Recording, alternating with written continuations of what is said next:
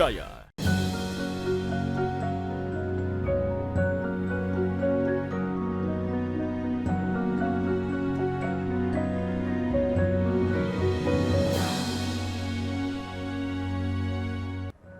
Bismillahirrahmanirrahim. Assalamualaikum warahmatullahi wabarakatuh. Alhamdulillahi rabbil alamin, alladzi bini'matihi tatimmus shalihat, walladzi an'ama alaina ni'matal imani wal islam. Ashhadu an la ilaha illallah wahdahu la syarikalah, wa ashhadu anna Muhammadan abduhu wa rasuluh. Allahumma salli wa sallim wa barik ala nabiyyikal karim sayyidina wa maulana Muhammadin sallallahu alaihi wasallam, nabiyil ummil ladzi wulida wa bu'itsa bi Makkah summa hajara wa mata wa dufina bil Madinah wa ala alihi wa sahbihi ajma'in. Qala ta'ala, a'udzu billahi minasy syaithanir rajim. Bismillahirrahmanirrahim. Walitukmilul iddata walitukabbirullaha ala ma hadakum wal'allakum tashkurun. Shadaqallahul aliyyul azim. Alhamdulillah pemirsa sekalian, senang dan bahagia rasanya pagi hari ini kita sehat walafiat di proses akhir Ramadan. Mudah-mudahan amalia yang kita ikhlaskan di sana, yang kita amalkan di dalamnya, bisa menjadi nilai ibadah di sisi Allah Subhanahu wa Ta'ala. Allahumma sholli ala Muhammad. Pemirsa sekalian,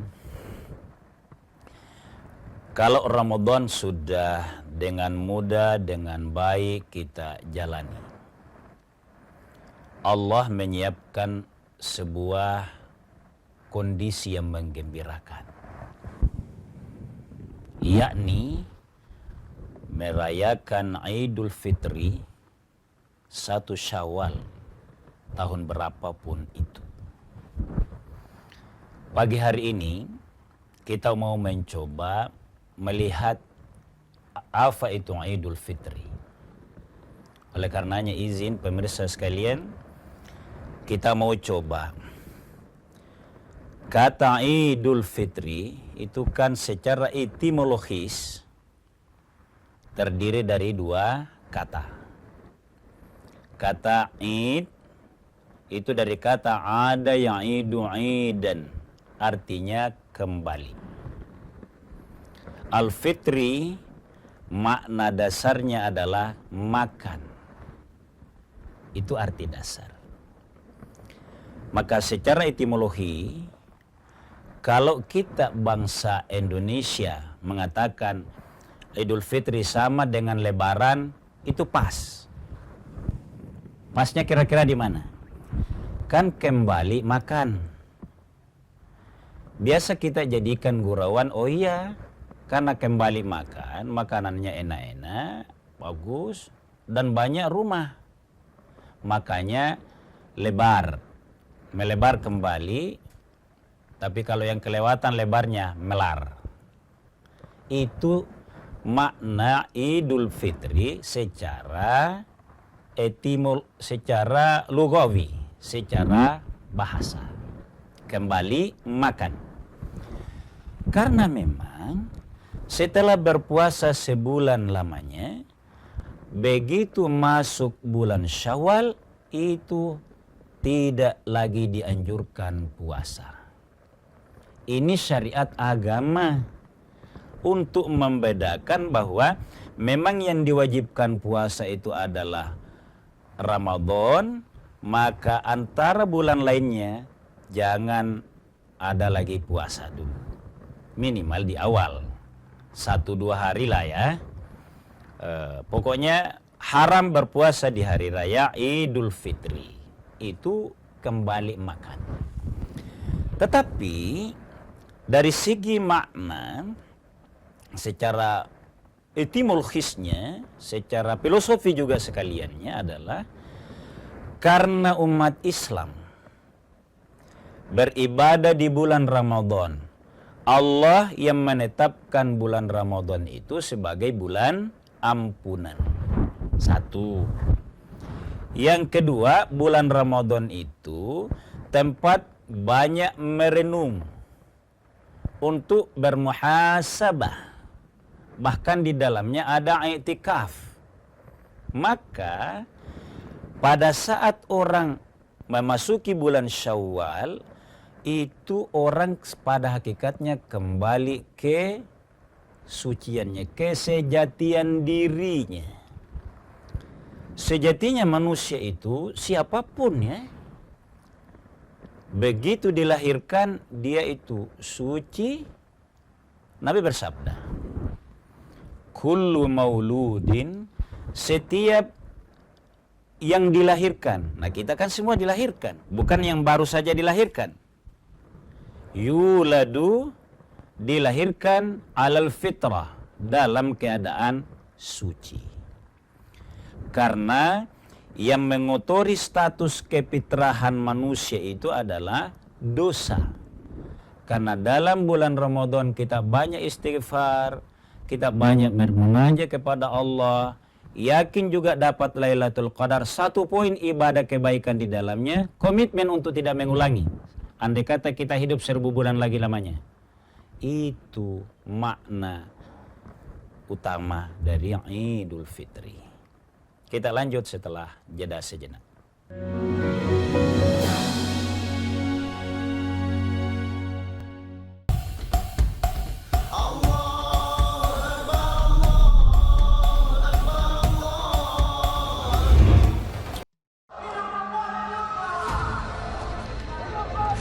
Sebuah penelusuran jurnalis Gambarkan situasi di depan dari Polda Metro Jaya, tidak hanya di bagian dalam, kemudian akan disampaikan polisi lepaskan. Tampaknya suasana sudah tidak kondusif. investigasi untuk mencari bukti. Tapi yang harus dibuktikan adalah lokasinya. Anda berani menilai kemudian hak angket ini akan berujung pada Di pemakzulan? investigasi setiap Senin pukul 8:30 malam di Kompas TV. Awali hari dengan sejumlah informasi terpilih. Seorang pengendara ojek online terluka parah. Usai motor yang melintasi jalan berlubang di Jakarta, longsor membuat 6 titik di jalan Trans Papua putus total. Menjadi referensi menjalani aktivitas di pagi hari. Di Singapura menyebut sopir penabrak sudah ditetapkan sebagai Dan tersangka. duka cita mendalam atas meninggalnya siswa sekolah kejuruan yang mengalami kecelakaan. Kompas Pagi, setiap hari pukul 4:30 pagi, live di Kompas TV.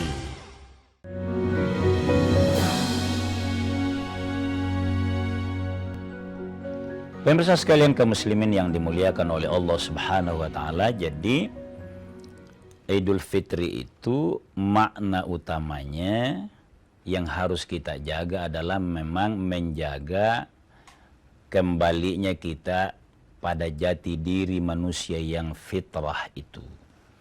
Itu dia Idul Fitri. Pemirsa sekalian yang berbahagia, selanjutnya hakikat dari Idul Fitri itu adalah Allah berfirman seperti ini. 185 Al-Baqarah.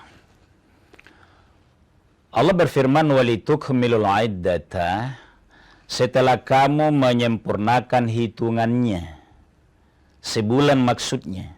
Entah 29 itu sempurna. Atau 30.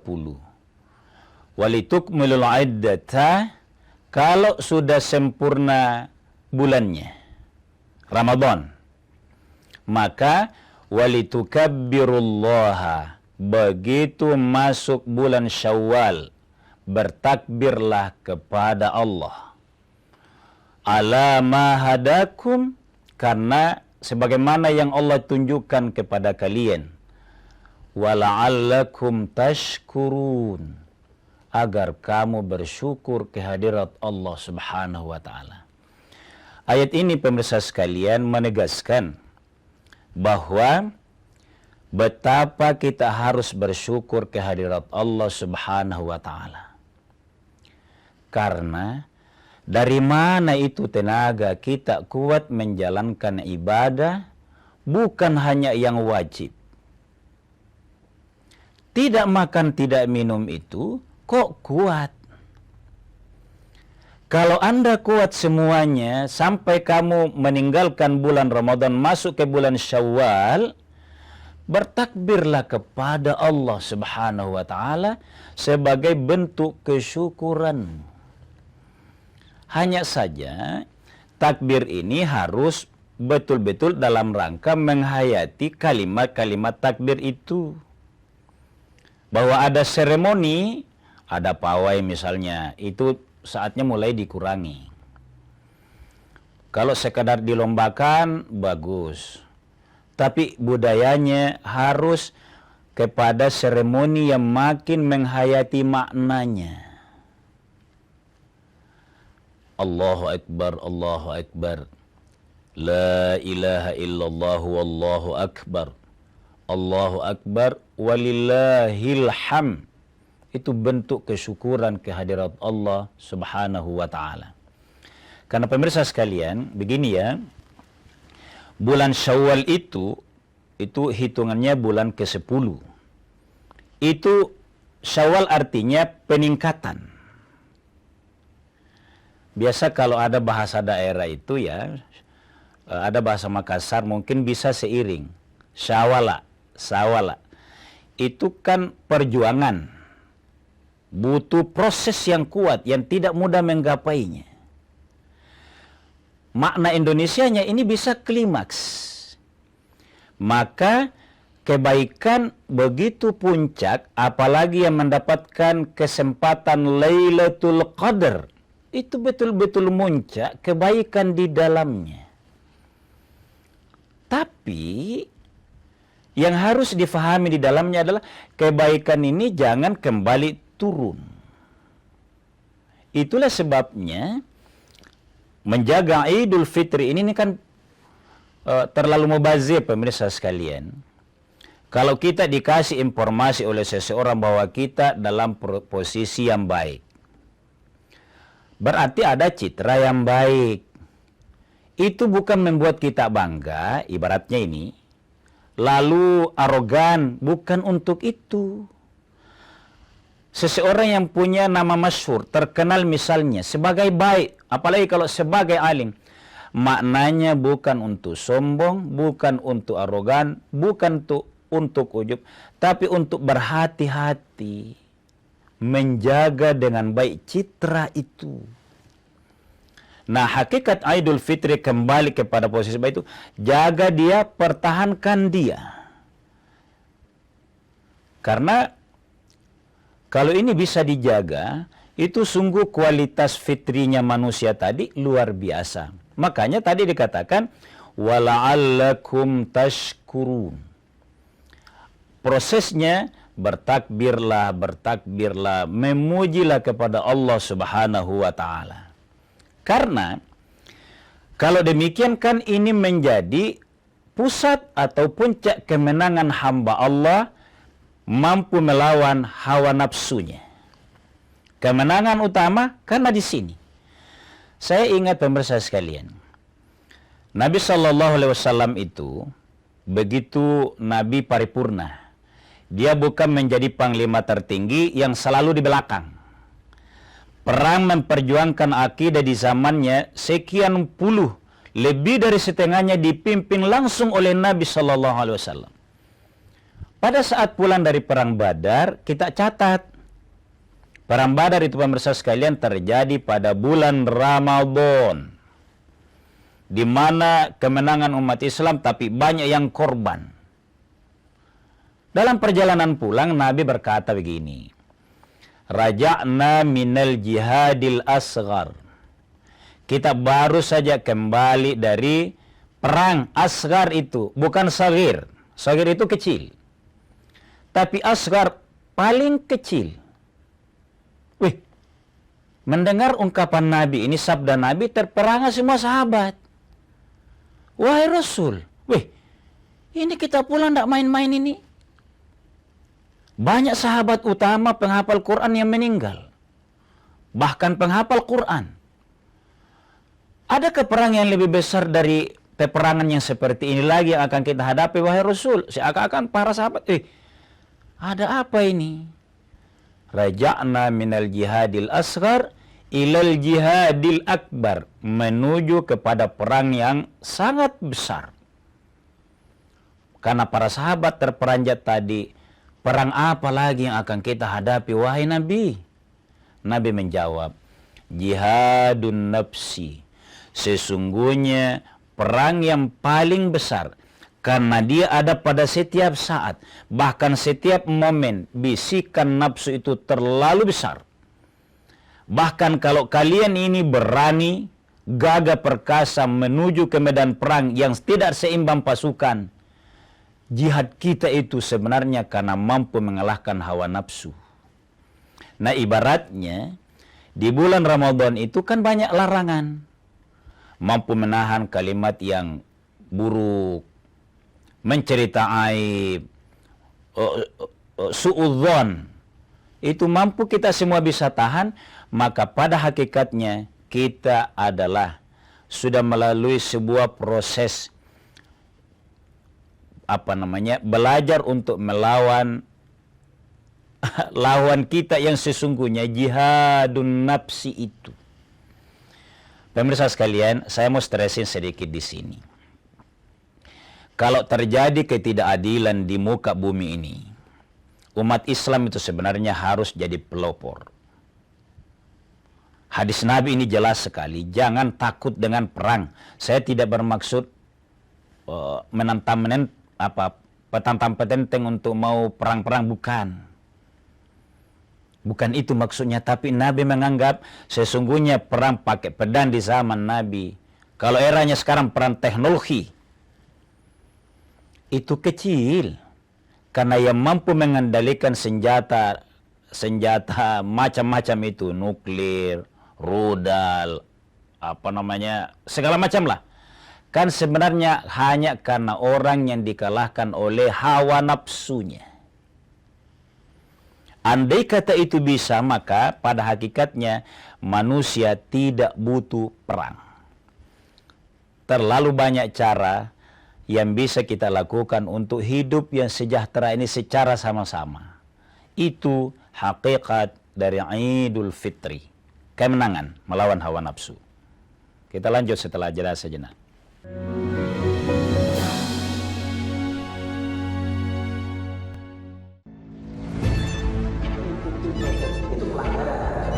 Zamannya sekarang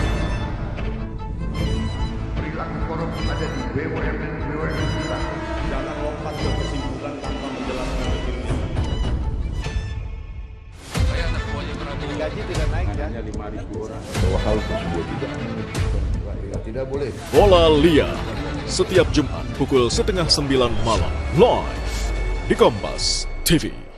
Polemik utang kereta cepat Jakarta-Bandung Wush masih bergulir. Presiden Prabowo bahkan menyebut akan bertanggung jawab. Serap berita dan informasi terpilih. Dari tragedi ledakan di SMA N72 di lingkungan pendidikan, evakuasi seorang warga lansia yang terjebak banjir. Temukan fakta di baliknya langsung dari narasumber teruji. Ikuti Kompas Malam setiap hari pada jam-jam berikut live di Kompas TV. Aturannya atau regulasinya sudah ada belum? Ini WNA boleh masuk, tapi tidak duduk dalam manajemen pengambil keputusan. Lugas beradu pendapat. Drifting ini sebetulnya kan melanggar hukum. Pasti ada mafia di baliknya kan? Yang membackingi kalau gitu siapa? Ya ada teman-teman di pemerintah. Perspektif bisnis dan kebijakan. Industri kita kan 200 triliun sekian. Ini dianggap sebagai ancaman atau peluang sebetulnya? Peluang buat siapa ini? Simak Business Talk Selasa pukul 10 malam di Kompas TV. Tertinggal berita terkini? Jangan khawatir, karena kami sudah merangkum semuanya. Kita jumpa lagi di Kilas Kompas. Untuk Anda. Sejumlah informasi lainnya juga tentu saja sudah kami siapkan. Pastikan Anda dapatkan informasi yang berkualitas dan terpercaya. Saudara, Israel juga menyerang gedung permukiman di sebelah barat kota Gaza. Dalam Kilas Kompas. Setiap hari pukul 11:30 malam. Live di Kompas TV. Kekhawatiran saya itu ada banyak, yang kayak mafia bola. Peristiwa yang paling menjadi perhatian publik. layak dibahas dalam durasi waktu istimewa. Fakta demi fakta yang mengiringi berita terkini harus dipaparkan detail dan komprehensif. Nih penambang ilegal, lihat di desa saya, hancur bakau saya. Reportase lebih lengkap dan tajam hanya bisa Anda dapatkan di sini. Simak penelusuran jurnalis Kompas TV. 60 menit special report. Setiap minggu, pukul 6 petang di Kompas TV.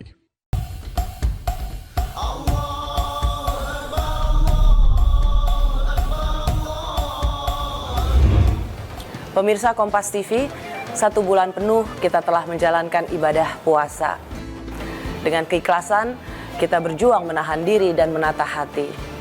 Kini kita menyambut Hari yang Fitri dengan kemurnian hati. Semoga kita selalu membuka dan dibukakan pintu maaf. Mewakili keluarga besar Kompas TV, saya ingin mengucapkan selamat merayakan Hari Raya Idul Fitri. Mohon maaf lahir dan batin.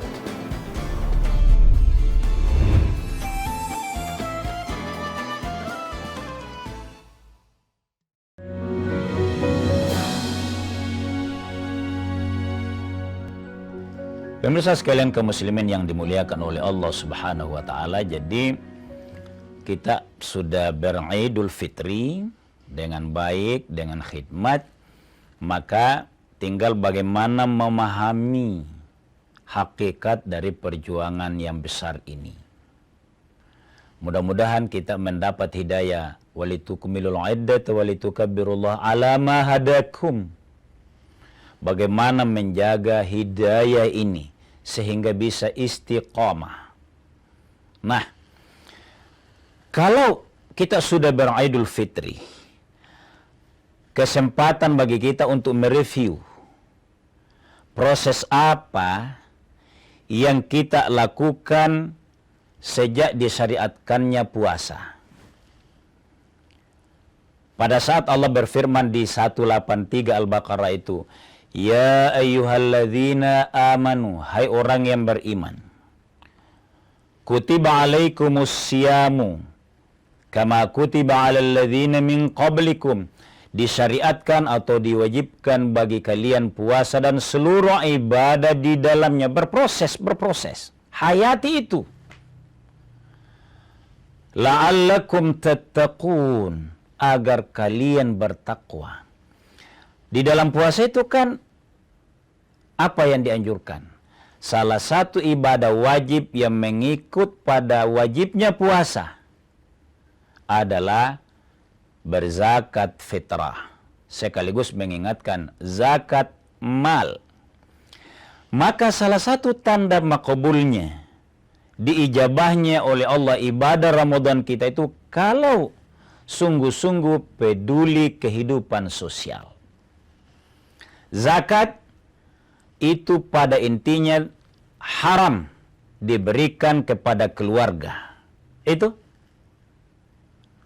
kepada yang menjadi tanggungan kita. Tidak diberikan ke situ. Yang boleh adalah infak kepada qarib kerabat. Apa maknanya ini? Sebenarnya agama dan puasa yang kita idkan sekarang ini, bahwa jangan hanya soleh pribadi, solehlah secara sosial. Sebab yang tersulit juga dalam kehidupan kita sama-sama adalah bagaimana komunikasi dalam bermasyarakat itu. Itulah sebabnya pemirsa sekalian, tantangan kita sesungguhnya dalam menciptakan kesalehan sosial ini. Saya teringat salah seorang ulama asal Sulawesi, Kiai Haji Ali Yafi. Itu pelopor dan beliau yang pertama mengarang, kalau di Indonesia namanya fiqih sosial. Kemudian lahir di belakangnya. Fikih sosial ini kepada sesama manusia saling mensupport, saling husnudzon. Karena yakin bahwa tidak ada yang bisa kita perbuat kalau tidak ada kesamaan, kesetaraan dan saling mendoakan itu. Sekarang makin berkembang bukan hanya kepada manusia, tapi kepada binatang dan tumbuh-tumbuhan ini. Orang menyebutnya ekotologi. Kenapa ke sini? Karena kesolehan sosial itu kebutuhan bersama. Kalau kesolehan pribadi tidak ada dampaknya, sebenarnya itu bisa saja merupakan klaim saja, klaim batin saja. Dari mana dalilnya? Nabi kan bersabda seperti ini. Malam yahtamma bi amril muslimina. Siapa yang soleh, salatnya bagus, zakatnya bagus, hajinya bagus, tapi tidak punya waktu, tidak membadlul juhdi pikirannya untuk ketenteraman kehidupan bersama. Apa kata Nabi? Falaisa minna, sesungguhnya bukan umatku. Coba. Nah, kalau kita beraidul fitri, tanda makbulnya, tanda-tanda diijabahnya amalia Ramadan sebagai hakikat kembalinya kita ke fitrah. Kalau kita bisa meluangkan waktu peduli dalam kehidupan sosial. Problem kita dewasa ini adalah terbawa kepada kehidupan individualistik. Maka puasa yang semua orang yang sampai yang tidak salat pun kalau berhalangan silakan pergi ke tempat salat Aid, karena sesungguhnya Anda juga punya kesempatan beraid al-fitri. Artinya kumpul bersama itu warna-warni pakaian, begitulah warna kehidupan manusia yang harus kita sabari, yang akan kita layani, yang akan kita lakoni sehari-hari. Luangkan waktu untuk berhidup sama-sama. Saya teringat hadis Nabi SAW bahwa ahabbud dini ilallahi. Ini sangat populer ini hadis. Cara mengekspresikan agama yang paling dicintai oleh Allah. Al-Hanafiyah adalah orang yang condong kepada ajaran inti agama. Dia pelajari agamanya. Karena dia faham agamanya dengan baik, as-samhah. Dia menjadi bersikap moderat, toleran. Selalu husnudzan kepada sesama. Karena ini yang merusak kehidupan bersama kalau diawali syakwa sangka. Karena eranya sekarang, era medsos yang mohon maaf, sebagian ada yang liar. Sehingga banyak orang yang penting dia soleh sendiri, tidak peduli, tidak toleran. Sebenarnya, kalau merujuk kepada hadis Nabi tadi, laisa minna. Boleh jadi hanya klaim pribadi bahwa kita saleh, aman, karena sudah menunaikan ibadah puasa, dan sudah melakukan salat Aid, salatnya dan salamannya. Tapi pahami salaman itu adalah berinteraksi kepada sesama makhluk Allah, berbuat baik kepada sesama insan, bahkan kepada makhluk yang lainnya. Kalau mau tentram hidup, bersahabatlah dengan alam raya ini. Hakikat Idul Fitri, mudah-mudahan kita pas mengucapkan kalimat yang populer di kita itu, minal aizin wal faizin. Dari kita menuju kepada keberuntungan. Semoga semua sama. Taqabbalallahu minna wa minkum. Kita saling mendoakan. Amalan kami diterima, amalan kalian diterima. Mohon maaf lahir dan batin. Jadi minal aizin itu, minal aizin wal faizin artinya maaf lahir dan batin. Oleh karenanya, kita insya Allah ibadah kepada Allah mantap di Ramadan. Kita beridul fitri saling memaafkan. Hakikatnya mudah-mudahan kita bisa dapatkan dan kita bisa pertahankan, aplikasikan di luar Ramadan. Mohon maaf atas segala kekurangan. Wallahu waliyul muttaqin. Wassalamualaikum warahmatullahi wabarakatuh.